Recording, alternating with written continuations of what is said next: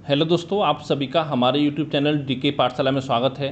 दोस्तों, जैसा कि आपने थंबनेल देख ही लिया होगा, आज की वीडियो में बात करने वाले हैं जो आपकी एक भर्ती आने वाली है यूपी पीसीएल की, एग्जीक्यूटिव असिस्टेंट की।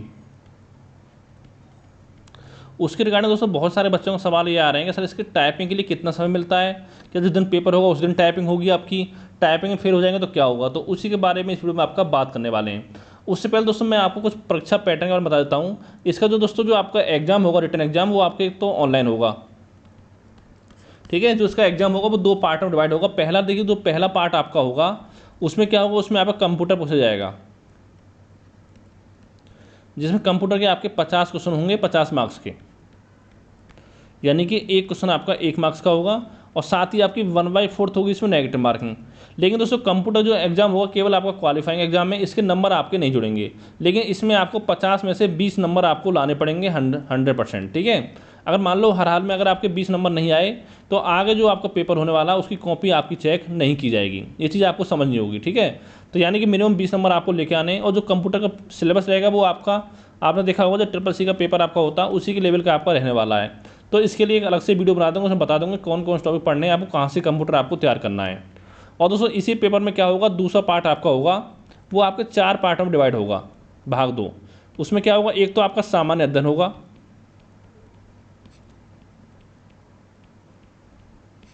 एक होगा आपका रीजनिंग, एक होगा सामान्य हिंदी जो कि आपका 12th लेवल का होगा, और एक होगा सामान्य अंग्रेजी यानी कि इंग्लिश भी आपकी 12th लेवल की पूछी जाएगी। अब देखिए दोस्तों, यहाँ पर सामान्य अध्ययन से आपके 25 क्वेश्चन आएंगे 25 नंबर के, रीजनिंग से आपके 45 क्वेश्चन आएंगे 45 नंबर के, हिंदी से आपके 55 क्वेश्चन आएंगे 55 नंबर के, और साथ ही इंग्लिश के भी आपके 55 क्वेश्चन आएंगे 55 नंबर के, यानी कि 180 क्वेश्चन ये हो गया आपके, और 180 मार्क्स का आपका हो गया। ठीक है, पैटर्न आपका ये रहेगा 1/4 आपकी नेगेटिव मार्किंग होगी, यानी कि दोस्तों 50 क्वेश्चन ये और 180 क्वेश्चन ये मिला के, इनको मिलाकर आपको 3 घंटे का समय आपको उम्मीद है कि दिया जाएगा कि 3 घंटे में आपको 230 क्वेश्चन आपको सॉल्व करने हैं। ठीक है, अगर देखिए अगर आप थोड़ा ब्रिलियंट हो तो क्या करना है आपको, आपको 50 क्वेश्चन सॉल्व करने की जरूरत नहीं है। अगर आपको लगता है कि आपके 20 क्वेश्चन हो गए तो आप 30, 35, 40 क्वेश्चन करके भी इसको छोड़ सकते हो, यानी कंप्यूटर में मार्क्स मैक्सिमम आपको मान चलो कि 10 मिनट का आपको समय देना है। ठीक है, उसके बाद जो बचा हुआ 170 मिनट है वो आपको देनी है सेकंड भाग में, जिसमें सामान्य अध्ययन, रीजनिंग और हिंदी और आपकी इंग्लिश पूछी जाएगी। अब देखिए दोस्तों, सामान्य अध्ययन में क्या आएगा आपका, हिस्ट्री, ज्योग्राफी, पॉलिटी, इकोनॉमी, ठीक है, जनरल साइंस आपका हो गया, स्टैटिक जीके हो गया, करंट अफेयर होगी, ये सब चीज़ें आपकी पूछी जाएंगी सामान्य अध्ययन में। फिर आपकी रीजनिंग बात करते हैं, तो दोस्तों यहाँ पर रीजनिंग आपकी 3 टाइप की आने वाली है, एक वर्बल, एक नॉन वर्बल और एक आपका लॉजिकल रीजनिंग। तो यानी कि तीनों की आपको अच्छे से तैयारी करनी है।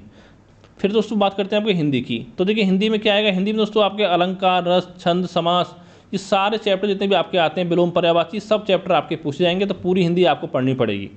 और वही आपको बात करें इंग्लिश की, तो यहाँ पर क्या आएगा आपका एंटोनिम, सिनोनिम हो गया, वन वर्ड सब्स्टिट्यूशन हो गया, आपका आइडियम फ्रेज हो गया, ठीक है, पैसेज वगैरह आपके हो गए, और साथ ही पैरा जंबल आपके हो गए, और फिल इन द ब्लैंक्स हो गए आपके, स्पॉट द एरर हो गई, पार्ट ऑफ स्पीच हो गए, ए का, एन का, दा का प्रयोग, ये सब दोस्तों आपको पढ़ने पड़ेंगे। ठीक है, पूरी इंग्लिश आपको पढ़नी है, यानी कि SSC लेवल की आपकी इंग्लिश पूछी जाएगी एग्जाम में। इतना काम आपको करना है। अब देखिए दोस्तों, जब क्या करोगे, जो आपकी मेरिट बनेगी वो आपकी मेंस यानी कंप्यूटर के पेपर को मिला के आपकी मेरिट नहीं बनेगी, इसमें केवल आपको क्वालिफाई करना है, नंबर आपके नहीं जुड़ेंगे। इसका दोस्तों आपको क्या होगा, जब आपका ये मेंस एग्जाम हो जाएगा तो इसके बाद आपको रिजल्ट आएगा, और रिजल्ट के बाद दोस्तों आपको टाइपिंग होगी। अब देखिए दोस्तों हमें टाइपिंग क्या है, एक तो दोस्तों आपकी हिंदी टाइपिंग है, एक है आपका इंग्लिश टाइपिंग। यहाँ पर क्या होगा, हिंदी टाइपिंग में आपको 30 वर्ड पर मिनट की आपकी स्पीड होनी चाहिए, और इंग्लिश में आपकी स्पीड होनी चाहिए 35 वर्ड पर मिनट की। यानी दोस्तों यहाँ पे आपको 5 मिनट का समय दिया जाएगा दोनों पेपरों में, 5-5 मिनट का। ठीक है, टाइपिंग में। अब देखिए यहाँ पर क्या करना है आपको, तो 30 पंजे 150, यानी कि आपको 150 वर्ड टाइप करने हैं हिंदी में, और आपका 35 पंजे कितना होता है, यानी कि आपको 175 वर्ड टाइप करने हैं आपको इंग्लिश में। लेकिन दोस्तों यहाँ पर देखिए एक चीज़ ध्यान देनी है आपको कि उसमें क्या, जैसे आपका NTPC टाइपिंग होने वाला है, उसमें क्या है आपका कि उसमें आपका जो बैक स्पेस है वो आपका अलाउ नहीं, लेकिन इसमें आपका ऐसा नहीं होगा। देखिए आप चाहें 5 मिनट में चाहे आप 200 शब्द टाइप करें, चाहे 250 चाहे आपको 300 वर्ड टाइप करें, लेकिन आपके उसमें से 150 वर्ड जो है वो आपके करेक्ट टाइप होने चाहिए। इसी तरह से आपका इंग्लिश में कि आपके 175 जो वर्ड है वो आपके करेक्ट टाइप उसमें होने चाहिए। अब देखिए दोस्तों, जो आपके हिंदी टाइपिंग है ये आपकी कंपलसरी है, अनिवार्य है सभी के लिए, ये आपको सबको करनी है। अगर आप हिंदी टाइपिंग में फेल हो जाते हो तो भी दोस्तों फिर आप फेल हो। लेकिन दोस्तों अगर मान लो आप हिंदी और इंग्लिश दोनों टाइपिंग अगर आप कर लेते हो तो आपको 20 नंबर आपको दिए जाएंगे, 20 मार्क्स। जो मैक्सिमम मार्क्स है वो आपको 20 है, तो अगर आपने दोनों टाइपिंग कर लिया तो आपको 20 नंबर दिए जाएंगे। अगर मान लो केवल आपने हिंदी टाइपिंग किया, इंग्लिश नहीं किया, तो आपको नंबर तो 0 मिलेगा। लेकिन अगर आपको मुख्य परीक्षा में नंबर अच्छे होंगे तो फिर आपको सिलेक्शन आपका हो सकता है। लेकिन दोस्तों 20 नंबर का जो फ़र्क है वो आपका बहुत ज़्यादा फ़र्क डाल देता है, डिफरेंस आपका होता है। और खासकर हम बात करें जनरल कैटेगरी की, कि अगर आप 20 नंबर पहले पीछे हो गए तो आप बहुत मुश्किल चांस है कि आपका सिलेक्शन हो पाएगा। ठीक है, ये आपका इतना हो गया। अगर आप मान लो इंग्लिश टाइपिंग करते हिंदी में फेल हो जाते तो भी फिर आप फेल हो। ठीक है, फिर आपका सिलेक्शन इसमें नहीं होगा। लेकिन कोशिश करनी है कि आपको दोनों टाइपिंग आपको आना चाहिए, जहाँ से जिससे कि आपके 20 नंबर मिल जाएँ।